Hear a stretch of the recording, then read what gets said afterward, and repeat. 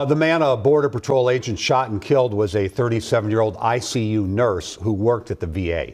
Before moving here, Alex Pretti grew up in Green Bay, where he played football, baseball, and was a Boy Scout. Uba Ali is live near his home in South Minneapolis with what we're learning about him. Uba?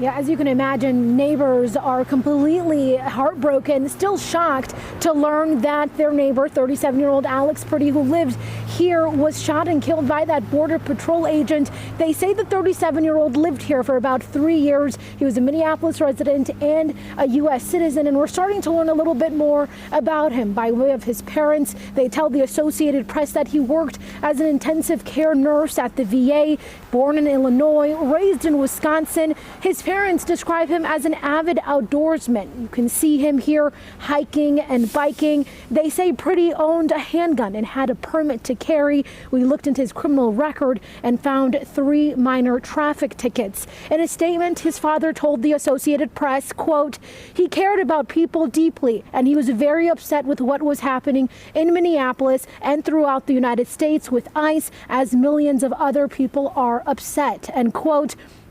In another statement, his neighbor of 3 years said Alex had a dog who passed away in the past year or so. She said, quote, "I remember how sweet he was with his dog, and the dog was more elderly, less mobile. He'd be willing to carry him down to the yard to get some fresh air and to enjoy the outdoors. His dog would lay down and Alex would just sit with him and pet him for long periods of time. He was caring. You could tell. We were all heartbroken and praying for his family and friends and for justice for him."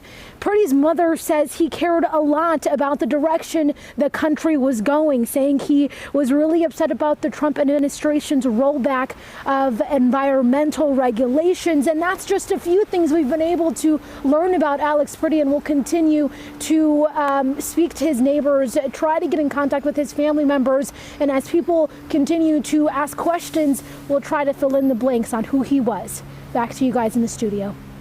Okay, Uba, thank you.